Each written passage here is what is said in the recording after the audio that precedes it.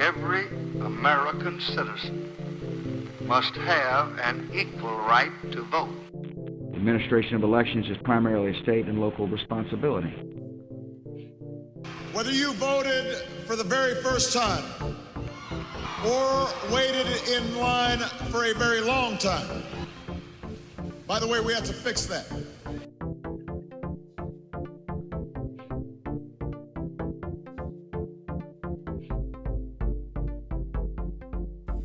Welcome to High Turnout, Wide Margins. This is Brianna and Eric. I'm the county clerk for Boone County, Missouri, and with me is my co-host, Eric Fay, Director of Elections in St. Louis County, Missouri.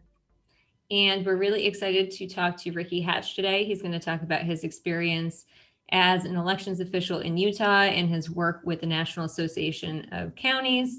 So thank you so much for being on the show. My pleasure. I'm a big fan. I've listened to every one of your podcasts, and they're awesome. Well, we are only as good as our guests, so we're very happy to have you here. So we will start with our first question, which is always, how did you end up working in elections? Interesting question. I'm sure, as everyone else has said, I came out this little circuitous route as well.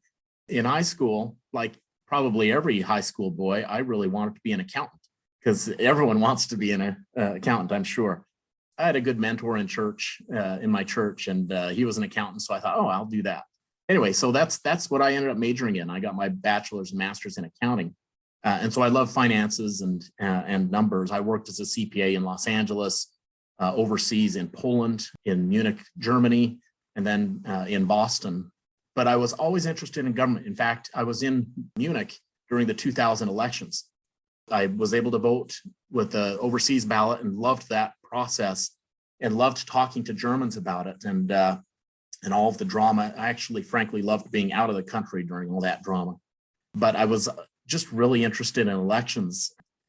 After living in Boston, I came back to Utah and I just felt like I needed to be more involved in government. Not from a job perspective, I just needed to do something. I needed to serve. And so I was driving by our city hall, a small town, probably 5,000 people. And they said, planning commission position open, see mayor for details. So I went into the mayor and I said, I want to serve on the planning commission. By the way, what does a planning commission do? And we had a good talk and he put me on the planning commission. And that was a great experience, super wonderful learning about that. But I still felt it wasn't enough. And so I decided to go to our neighborhood caucus meetings one year. And there was 5 of us, 4 old ladies and me. And the old ladies had been doing it for years and they were fantastic. And they nominated me to be the precinct chair for the party. And I said, okay, what's the precinct chair? How does that work? And I started getting more involved in the party. And I realized I had a really bad opinion of politicians. I figured anyone who actively participated in a political party was a ladder climber. They were greedy. They wanted fame. And I just didn't see that. Of course, you have your exceptions, but I didn't see that. I saw good people who just really wanted to make a difference. And so I got more involved in the party, just at the local level. And after a few years, I'd served in a few leadership positions. Someone said, hey, you should run for clerk auditor for the county. And I said, well, what does a clerk auditor do? And they said, they run elections and they do the finances. And I said, you can get paid to do that? Totally. I'm totally in. Talked with my wife about it and decided, well, I'll give it a try. So I ran for office and got elected. And that was in 2010. That's how I got involved. And I absolutely love it. Every day is a new challenge. And it's just really interesting. In Utah, are all the election officials, does every county have a clerk auditor like you? Or is it a mix? Every county has a clerk auditor. In most counties, those 2 offices are combined, but in some of the counties, they're actually separated.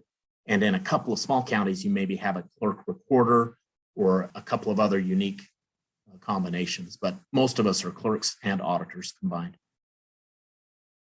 I know that you're very involved now at the federal level, which is not an extremely common thing. I mean, there's thousands of local election authorities and not many of them work trying to get the federal legislation passed and changed and informed. How did you make your path to getting more involved in NACO and working on federal level information? Did you start at the state, or did you just kind of say, you know, federal stuff is what I'm most interested in, that's what I'm going to go with? Both at the state and federal level, it kind of went on parallel tracks, and it was totally unintentional and not planned whatsoever. My involvement with NACO and federal stuff actually started with my involvement in IGO, International Association of Government Officials, which Eric right now holds a key position in. I went to a conference, I think it was 2012, and sat down with 5 or 6 other elected officials from across the country. And the one guy that really stood out to me in that group, who he was so helpful. And I thought, here he is, this bigwig in this association. And he gave me his card. He said, you call me anytime you want. And that was Neil Kelly from Orange County, California. And he was so personal and so helpful. I was just blown away. And I thought, I need more of this. This is great. And that started really a thirst to learn from others across the country and to network. And that thirst has kind of turned into, I still love learning from others, but that thirst and desire is now to connect others and to have others learn from each other, especially because there are so many small jurisdictions for elections throughout the country. And I just want to say, you're not alone. And these organizations are such great ways to put them together. And we all have our state organizations, and those are so helpful. But on a federal level, being able to interact with folks from other states and even other countries in IGO, it's so refreshing and invigorating and enlightening. It really is nice. So that's kind of, I just have continued my involvement in IGO and also joined up with NACO. I had some leadership positions in my state association that got me a little more involved in NACO. And I found out that they had an election subcommittee and was really excited because I saw lots of potential for collaboration there.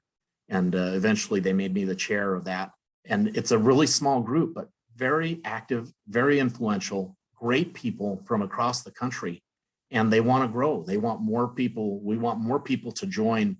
And it's not a competition between NACO and IGO and Election Center. Not at all. It's all collaborative.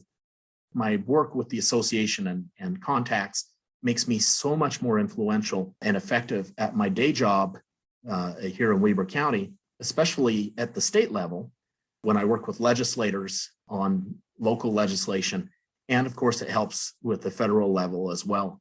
Just being able to say, well, in Missouri, they do this. And I was talking to someone from Michigan who takes this kind of approach for elections. That is so helpful when you're talking to legislators. It's just really, I feel, an essential ingredient of effective legislation. And to be honest, legislation regarding elections in the US, we don't have a unified voice for local election officials. We have several good organizations. We have the EAC, which is a good organization. Election Center is an excellent organization. IGO is an excellent organization. And there are several others, but there's no coordination among those entities that brings the legislative needs of local election officials together. And that's been seen, been brought to light really clearly with HR1 and S1 and how disparate the involvement of local election officials has been. And we say that, I'm sure you say it at the state level for Missouri, if only legislators would talk to us beforehand, tell us what they want, rather than write a bill, drop it in our lap, and now all of a sudden we look like we're whining because their bill is horrible. Let's work together. And I think election officials are pretty reasonable groups.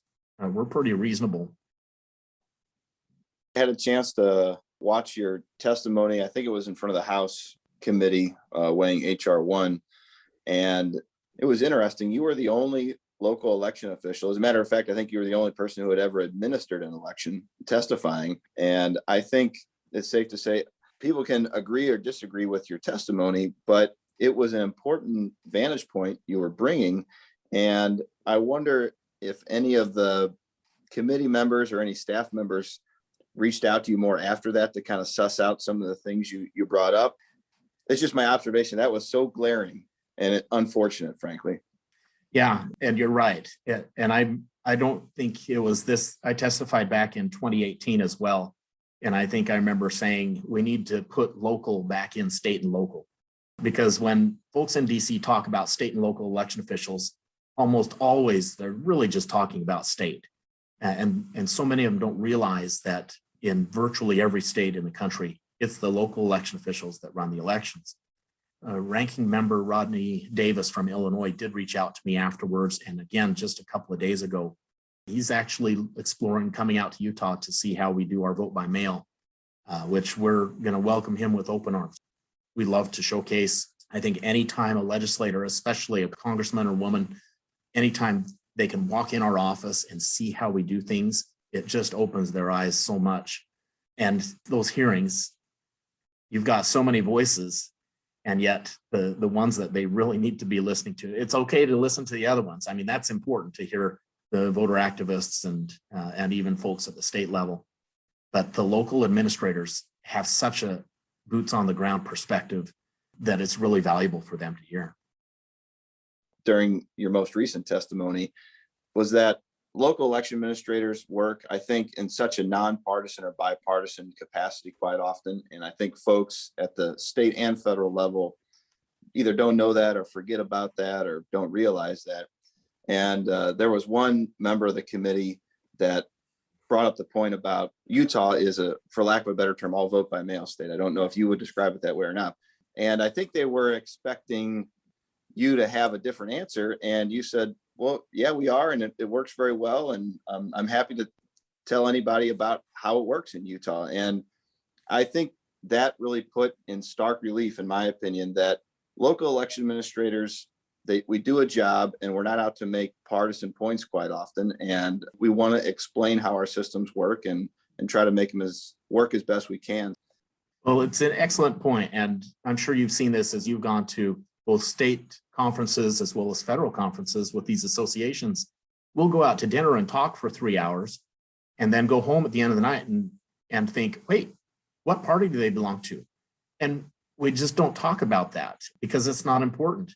Because when it comes to administering the elections, we put on our referee caps and we go to work. And the weird thing is most local election officials agree on just about every point of policy. We really do, because we know what works and we have the same goals in mind. Of course, you're going to have a bad egg once in a while that thinks that because they're a local election administrator, they can pursue their agenda. And voters always think that we have some kind of agenda to pursue. And we do. Our agenda is to let the candidates and the issues get on the front page, not us. We want the citizens and the voters to have so much confidence that we're almost invisible. The elections just happen. And 2020 was a great example of that not happening, unfortunately. Not because of anything that local election officials did. It was louder voices. I'm wondering if you can dig a little bit into the speaking at hearings and speaking with legislators and basically give some behind the scenes, like how does that happen if local election administrators want to get more involved? How might they do that? The nice thing is it's not hard. This industry and this world is thirsty to hear more local election officials. I had a staffer from the House Committee of House Administration email me and said, I wish there was an organization for local election administrators that I could always know that I could go to them. And I said, boy, do I have news for you. And we talked about IGO and the election center. And I just spoke with Don Palmer a couple of days ago, and the EAC is setting up a new advisory board, third advisory board, that will be staffed only by local election officials from all the states. This is a great move, and it's something that they've been thinking about for a while. And I'm so glad to hear that they're moving forward on this. This will be a huge step in helping to elevate the voice of the local election officials. I think if someone wants to get involved at the federal level, really the best thing to do is just get involved with an association. The Election Center has a good legislative group. IGO has a good legislative kind of focus.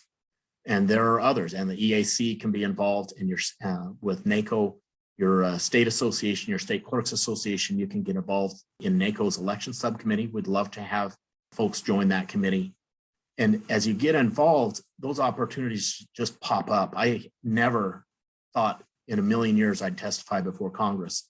And just out of the blue, I get a call from NACO saying, hey, someone They're going to have a hearing on election cybersecurity, and they want to hear from a local election official, their perspective.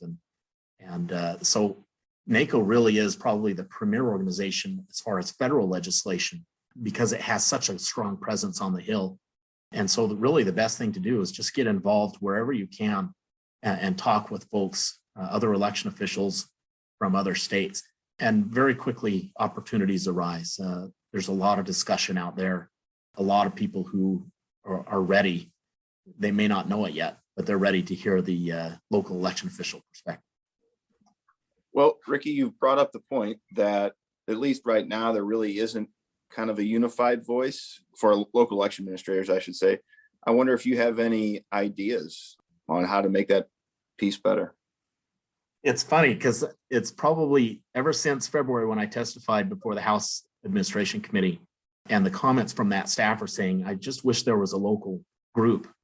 It's kept me up at night. And I talked with our election subcommittee at NACO and said, we've got to do something. We have to have coordinated legislative agenda that is just local election officials. And it's not because the EAC is bad or the election center isn't doing a good job or IGO. It's not because of that.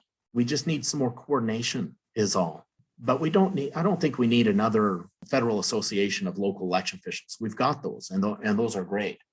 But what I would like to see is more of a networked coordination, mostly for legislative stuff, but it could be branch into other areas such as training, where the election center and IGO and others and NACO and the EAC, we come together.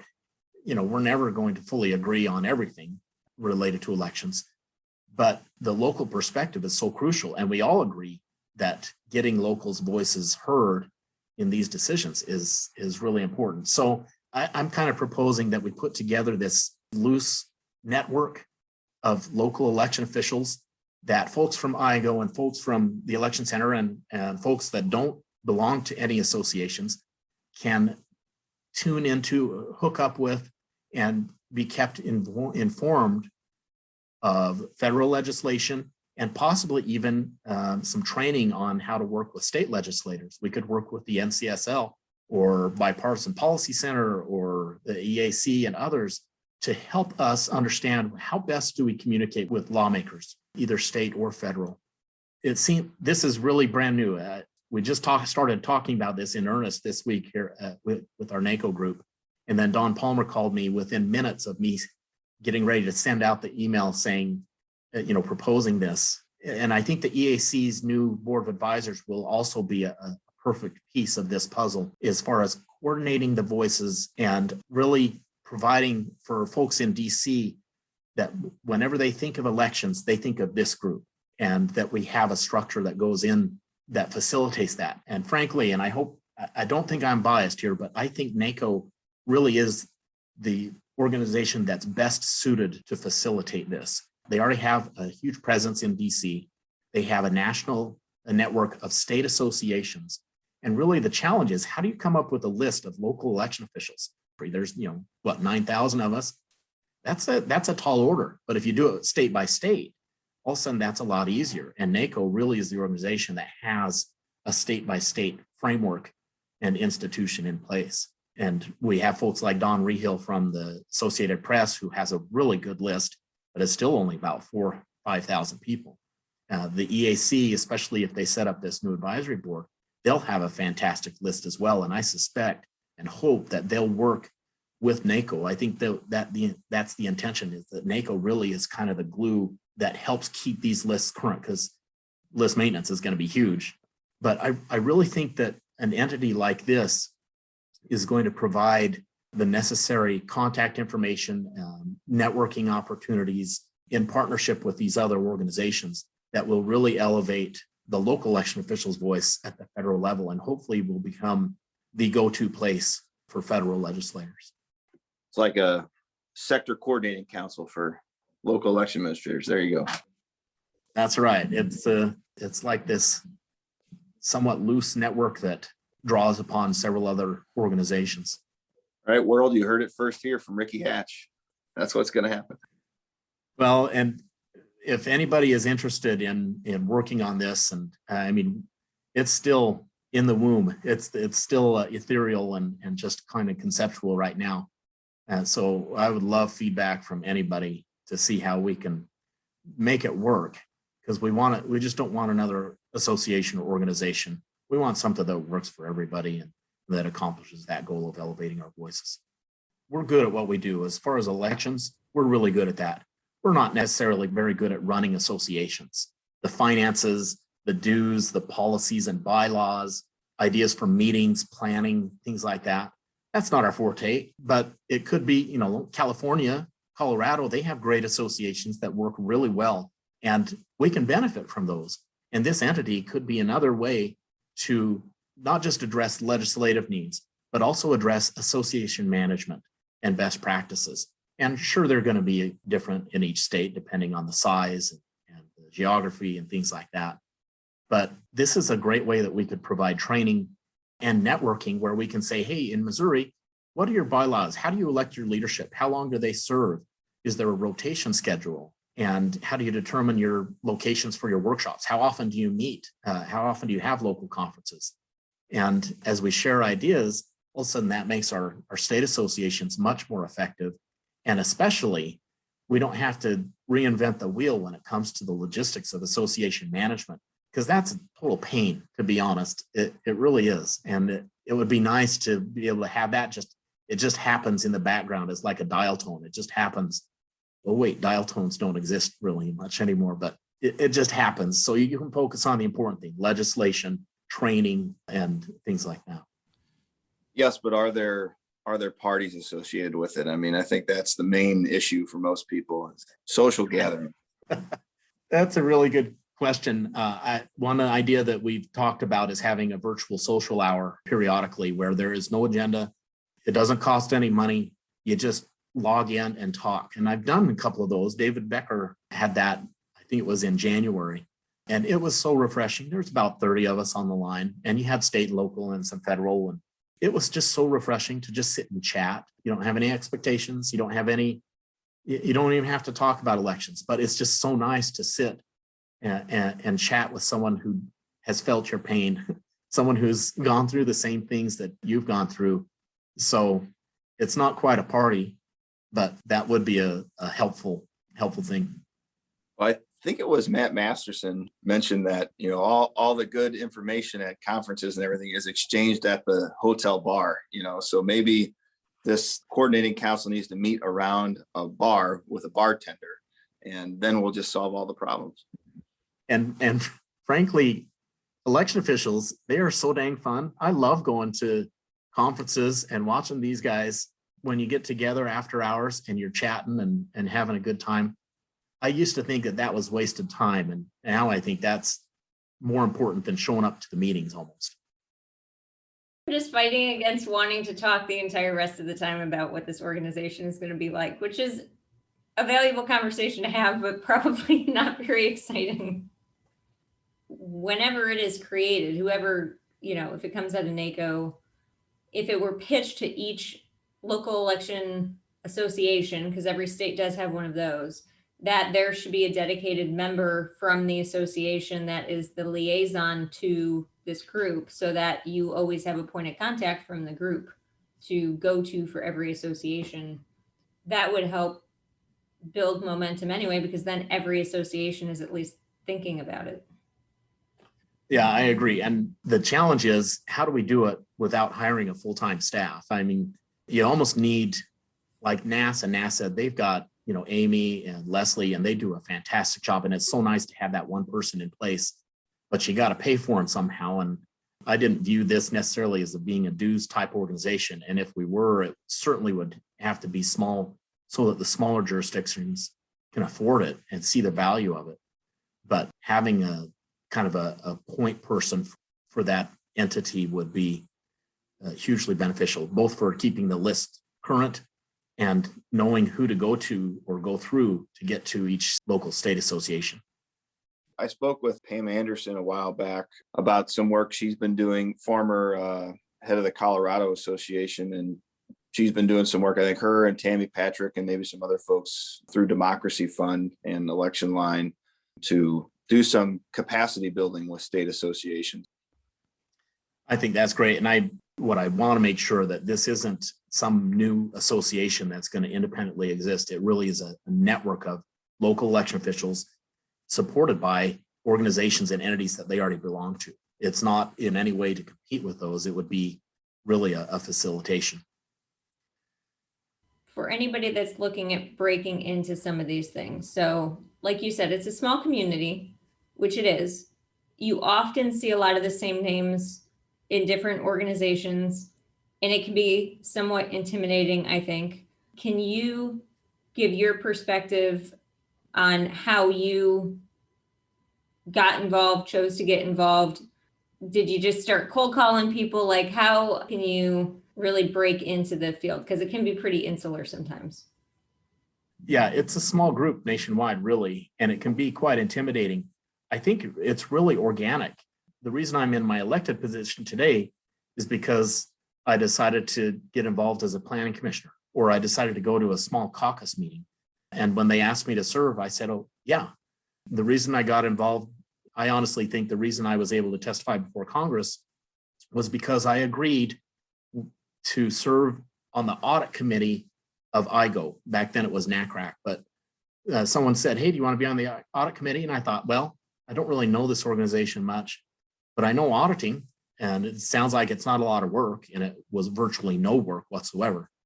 I thought, yeah, I'll do that. And so, and by doing that, that got me exposure to the executive board, which that wasn't my intention. It just happened, but it's just serving. And these associations, whether it's Election Center or IGO or any of the associations, they are so much in need. They want people to be involved. They want people to help, and they always have something that we could do. And it could be as simple as, can you call this person in another state because we don't have any members from this state, or serving on an audit committee, or it's just something. Can you be a timekeeper at our conference? I mean, just really basic stuff. And by serving and by getting involved, that's what opens up the opportunities. But really, you can create, the sky's the limit, but you don't have to reach the sky at once. All you do is sit on an audit committee, or volunteer as a timekeeper, or just email the chair or someone in the organization, say, hey, I want to help, but I don't know how. I think that's an excellent point, Ricky. The one thing I'd like to emphasize from what you said is that even if you're not seeking any kind of leadership positions, or you hope never to testify in front of Congress, just becoming involved and attending conferences or networking with other election officials. I can't remember who said it. I think one of the first conferences I ever went to, the election official stood up and said, I really employ the case method, and I believe in it, the copy and steal everything. And so that is what I've gotten out of just becoming involved and doing this podcast, frankly, is I'm just always thirsty to know what other folks are doing, how they're running their offices, what ideas are they putting in place. And then, frankly, I just try to take them and adapt them to my own circumstance here. So even if you don't ever want to, like I said, be an officer in an organization, if you just want to make your job a little easier and make the process work better for your voters and your constituents, it's the thing to do, I think. Yeah, I totally agree. You just share ideas, and sometimes they won't work because of laws or culture or geography, but usually you can glean something, and then you can copy it and steal it. I mean, I haven't talked to enough people to know why people don't get involved. I think there's probably some element of shyness and imposter syndrome and things like that. And just knowing that it's a friendly space and people want to talk, people want to share, and people want to hear from you. And I remember going to these conferences and I thought they won't really care what I have to say because I'm just from little old Weber County and little old Utah, little tiny population. And to be able to talk to the giants in the field, like the Neil Kellys and the Michael Wynns and Noah Prates, and how friendly and open and willing they are to share their information. And then you talk to the EAC commissioners and they're happy to talk to you. They don't care if you have, 500,000 registered voters or 500. They're ready to talk, and they're totally there to help, and you are an equal with them. I just had no idea that would be the case, but It really is. I've never felt slighted because I'm just from Utah or just from a medium-sized county. They really help you feel included. And that's every association I've been in. And every time I've reached out to someone, they've always been willing to share. Okay, thanks everybody for listening to another episode of High Turnout, Wide Margins. Thanks to Ricky Hatch from Weber County, Utah, for being on to talk about national associations. And we hope you tune in next time for another episode of High Turnout, Wide Margins.